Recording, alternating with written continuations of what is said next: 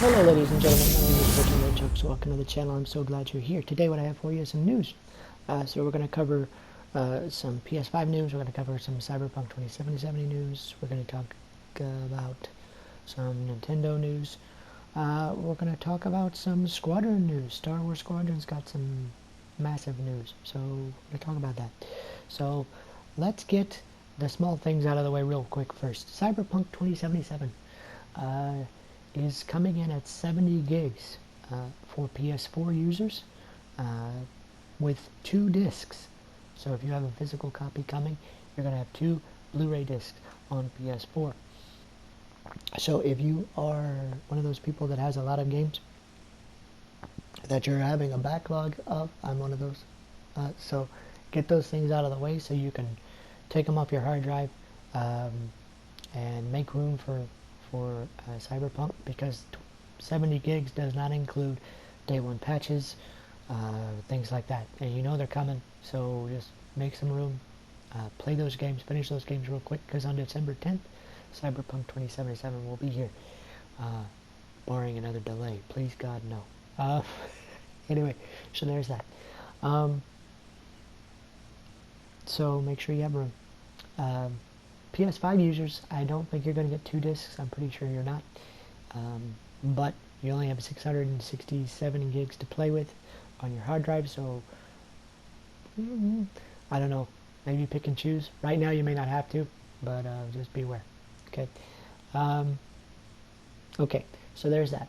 The other small story, real quick, is that well, it's not really small, but it's easy to mention. Star Wars Squadrons is getting new content, believe it or not. The $40 game that was promised no new content and promised that it was all self-contained will be getting new content. As far as I can tell, it is free new content. So no loot boxes, no additional season passes, no additional costs. So they said in a caveat when they released it that if it sells well, we might actually be able to do more content. Well, congratulations EA, a $40 game or a self-contained game that is actually completed has sold well. So yeah, take note. Yeah, we love those. We want to buy those and we will spend money on those lots of times. If it's all there and we don't have to piecemeal it out with season passes and all that kind of stuff, we'll buy them. Okay, so let's talk about what we get. In the official announcement, we have been told that it's going to be spread. It's going to be basically a holiday package. So you're going to get some on Thanksgiving. You're going to get some around Christmas time. So here's how it works. You're going to get some new components for your ships. So we're going to get some different components that will obviously help us perform better or worse depending on how you play the game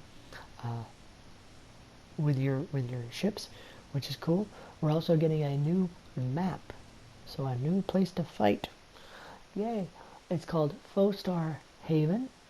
Okay, and so we're gonna get a new map. We're gonna get some new components, but the best part is we're gonna get some additional ships. We're gonna get the B-wing starfighter for the New Republic side. If you're a fan of Return of the Jedi, you know exactly what I'm talking about. Those big massive ships with the cockpit on the top and the wings on the bottom, and it's crazy. Anyway, so we're gonna get the B-wing, and we're gonna get on the Imperial side the TIE Defender. Now, if you've played the old X-wing games, X-wing and then X-wing Alliance, and you've played TIE Fighter, then you are aware, or X-wing versus TIE Fighter even, then you are aware what both of those look like. I've shared the images on my Twitter account, so you are welcome to take a look at VirtualNunchucks. All of this information, by the way, is sold there. So yeah, new content doesn't cost us a dime as far as I can tell. If that changes, of course, I'll be upset, and I will definitely let you know, but as far as I can tell, it's all free.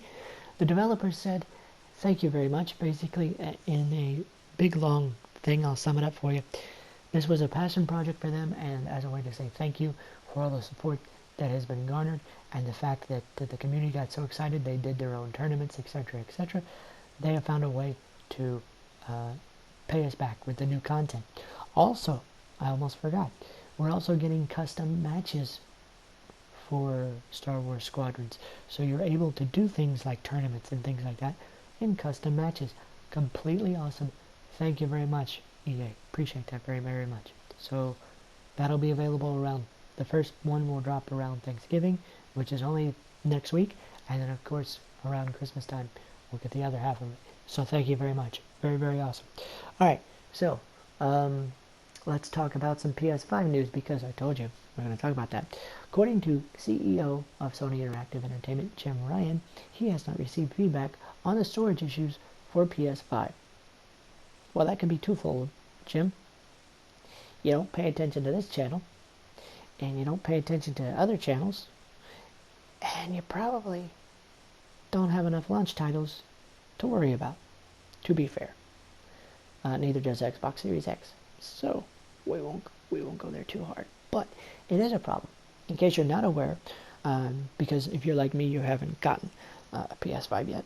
I'm still a little salty there. Next level, I'll just leave it there. All right. Anyway, so if you're not aware, you can take your PS4 games from an external hard drive, port them over to PS5, play them, put them back on your portable hard drive, and set it aside. But your PS5 games can only be stored on the PS5 system. They cannot be stored on an external hard drive. They don't have additional SSD drives ready from third parties yet, due to bandwidth issues and things like that. So it is a big deal. We want external storage. We want to be able to have external hard drive storage and all that kind of stuff, because 667 gigabytes of actual free space is not a whole lot. Okay, Call of Duty Cold War, Black Ops Cold War, takes up a fifth of your hard drive at the moment, and more content is coming, more updates are coming, and it's going to get larger and larger and larger. That is the whole reason I don't put any more Call of Duty Modern Warfare on my channel, or haven't since Season 5, because it just got so big I couldn't do it anymore. I talk about it, sure, but I don't play it anymore because I just don't have the room. I just don't. So yeah, Jim, if you're paying attention to this channel, which I don't know why you would, but if you do, we need more storage, quickly. To be fair, though, they did say that a hard drive, external hard drive patch will probably come later on down the road, so they're going to do it via firmware updates for external storage. As far as the SSD drives, however, that's going to take some time, and that will come later, but unfortunately right now they're not available. So just keep that in mind. Citing, of course, new technologies and higher bandwidth that Sony requires and all that kind of stuff, you're probably looking at some expensive hardware when it does come, so just keep that in mind. Let's just hope it's not as bad as $220 for an external 1 terabyte SSD card like on Xbox Series X. That's a lot of money for storage and for your console. So let's hope that as time goes on, technology becomes more and more accessible. So let's hope by the time I need one, it'll be somewhere around the neighborhood of $80, $100, and I can swallow that. But anyway, we'll see how it goes. So keep that in mind, guys.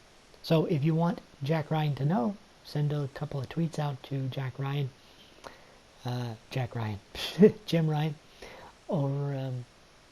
over at Sony Interactive Entertainment, or hit them up on their official PlayStation accounts.